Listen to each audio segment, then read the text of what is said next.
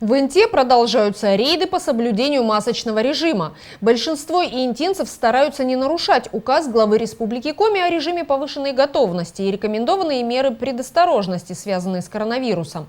Но есть и те, кто по-прежнему надевает средства индивидуальной защиты только после предупреждения.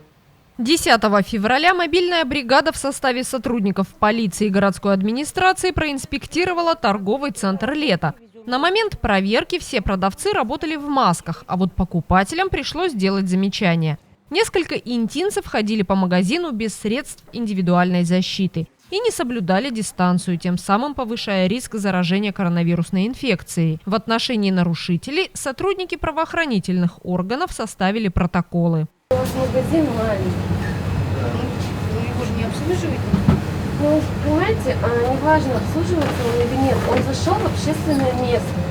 Обязательно всем, без исключения. Не только продавцам, но и покупателям, рабочим, я не знаю, всем остальным. Да я знаю.